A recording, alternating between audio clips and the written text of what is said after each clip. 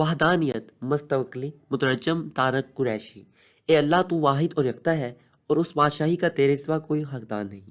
تو اگر قہر پر آ جائے تو تیرا رب و دبدبہ اتنا ہے کہ کوئی تیرے سامنے دم نہیں مار سکتا، اور اگر رحمتوں پہ تیری قدرت مائل ہو جائے تو تیرے جیسا کوئی رحیم نہیں۔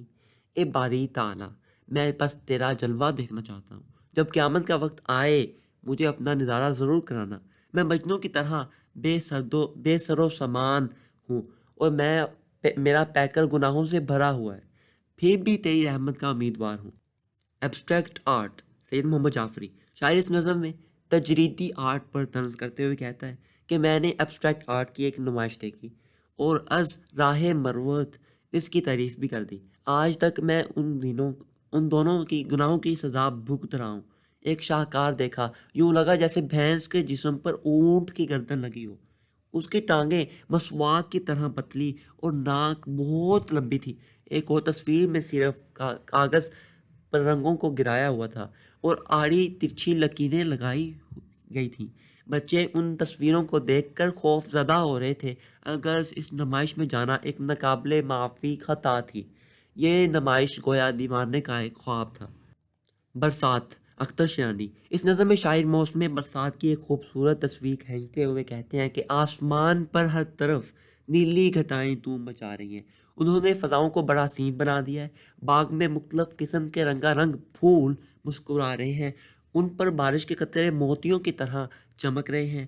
برسات نے خشکی اور تری کے فرق کو مٹا دیا ہے۔ باغ، سبزہ زار، وادیاں اور پہاڑ سب بارشیں دھل گئے ہیں، ان کے رنگوں میں نکھار آ گیا ہے۔ ایسے میں بجلیوں کی چمک یہ پیغام دے رہی ہے کہ برسات کا یہ سلسلہ بے مزید جاری رہے گا۔ نعت، ماہر القادری۔ شاعر اس نظم میں حضور اکرم کی ذات مبارکہ کی تعریف و توصیف بیان کرتے ہوئے کہتا ہے کہ آپ باعث تخلیق کائنات، آپ مومن کے ایمان کا حاصل ہے۔ جو آپ سے گریز کرتا ہے اسے خدا بھی پسند نہیں کرتا۔ آپ کے کردار میں صداقت ہی صداقت ہے، آپ کا اخلاق قرآن ہے، آپ کا نام اس قدر عظیم ہے کہ وہ تکبیر و اذان دونوں میں شامل۔ مسلمان دل و جان سے اس نام کی عظمت پر قربان ہے۔ آپ نے خدا کے حضور آنسو بہا کر دین کو سربلند کیا اور فاقوں سے رہ کر اوروں کی بھلائی کا سامان مہیا کیا۔ آپ نے انسانیت کو مہذب بنایا اور اسے تہذیب و تمدن سے روشناس کیا۔ آپ تمام جہانوں کے لیے رحمت ہیں اور امت کے گناہگار آپ کے دامن رحمت سے وابستہ ہیں۔ حمد، امیر منائی۔ شاعر اس نظم میں اللہ تعالیٰ کی حمد و ثنا بیان کرتے ہوئے کہتا ہے کہ دنیا میں اللہ تعالیٰ کے سوا کوئی معبود نہیں، اس جیسا کوئی اور نہیں ہے جو اس کی برابری کرے۔ اگرچہ وہ لاکھ پردوں میں چھپا ہوا ہے مگر ہر چیز میں اس کا عکس جلوہ گر ہے۔ وہ خلوت میں بھی موجود ہے اور جلوت میں بھی، وہ ظاہر باطن ہر جگہ موجود ہے۔ اس کا کوئی مخصوص ٹھکانہ نہیں۔ اس کائنات میں اس جیسی ہستی کا مالک کوئی اور نہیں ہے۔ وہ یہاں کا مہمان بھی ہے اور میزبان بھی۔ باغ عالم میں آنسو اسی کا رنگ اور اسی کی خوشبو پھیلی ہوئی ہے۔ وہی اس کائنات کے باغ کا مالی ہے۔ انسان کا سچا رازداں اور حقیقی رازدان اللہ ہی ہے۔ سچا دوست اور حقیقی رازدان اللہ ہی ہے۔ میدان کربلا میں صبح کا منظر، امیر انیس۔ شاعر اس نظم میں میدان کربلا کے صبح کا دل فریب منظر بیان کرتے ہوئے کہتا ہے، ہری بھری گھاس اس انداز سے مہک رہی تھی کہ اس کے آگے آسمان کی خوبصورتی بھی ماند پڑ رہی تھی۔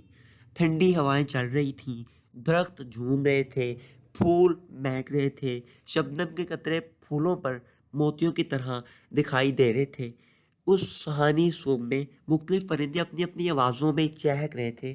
پھول تو پھول، کانٹے بھی خدا کی حمد بیان کر رہے تھے۔ چونٹی جیسی چھوٹی مخلوق بھی اللہ کی عظمت کے گن گا رہی تھی۔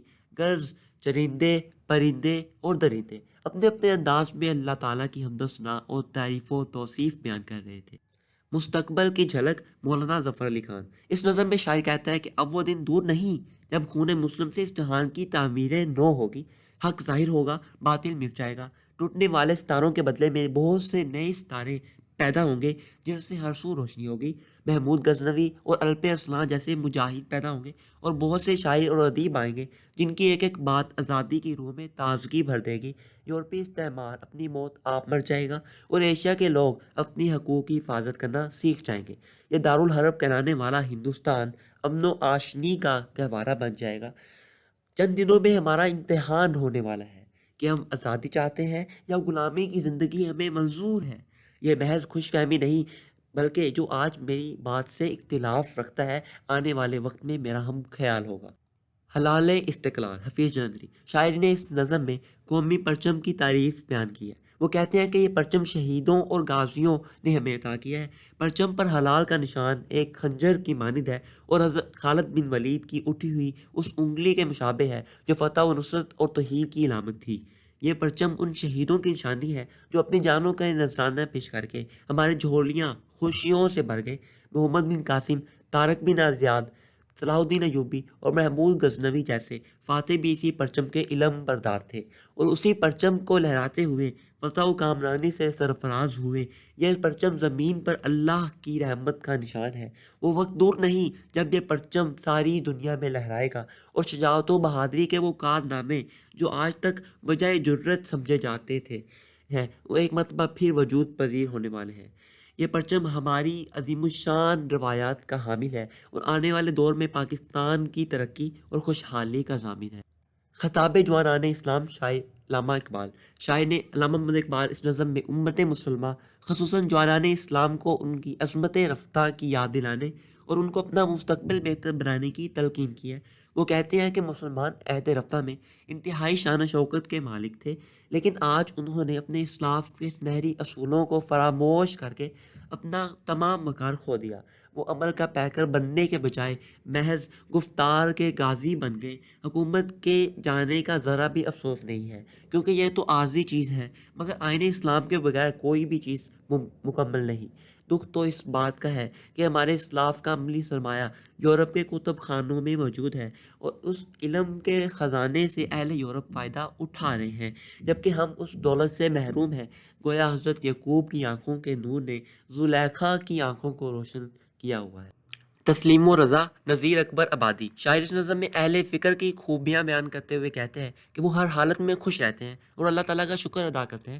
وہ غربت اور عمارت کو کسی خاطر میں نہیں لاتے، وہ خوشی اور غمی کے لمحات میں بھی شاد نظر آتے ہیں۔ یہ لوگ خدا کی مرضی کے تابع ہوتے ہیں، اسی کے حکم کے مطابق دنیا میں رہتے ہیں۔ وہ اللہ کے راہ میں گھر بار چھوڑنے سے بھی دریغ نہیں کرتے۔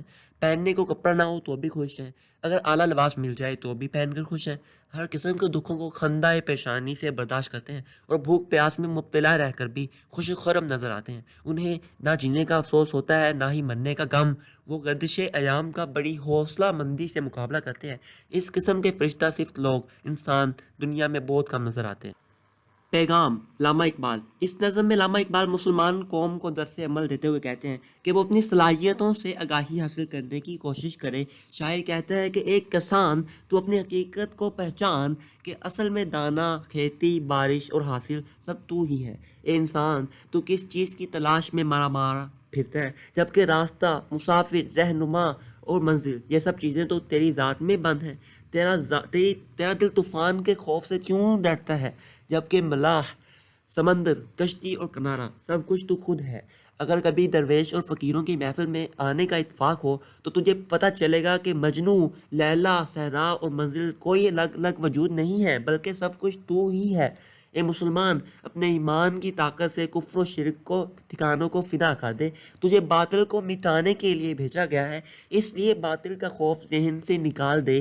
اللہ نے اپنی آخری کتاب قرآن مجید میں تجھ پر نازل کی ہے، اس لیے تو اللہ کا اس دنیا میں آخری پیغام ہے۔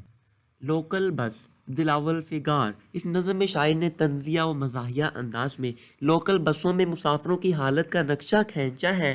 شاعر کہتا ہے کہ لوکل بس میں مسافر بھیڑ بکریوں کی طرح ٹھون سے جاتے ہیں، ان کی حالت قابل دید ہوتی ہے۔ بس میں سواریاں یوں لٹک رہی ہوتی ہیں جیسے کوئی ہار ہو، کوئی بے حس و حرکت سہما بیٹھا ہوتا ہے، کوئی دھکے کھا کھا کے تھک جاتا ہے اور یوں بیٹھا ہوتا ہے جس طرح کوئی مجرم ہو اور اسے بھی اس جرم کی سزا ہونے والی ہو، یا کوئی پرندہ ہو جو اپنے پنجرے میں ڈالا گیا ہو۔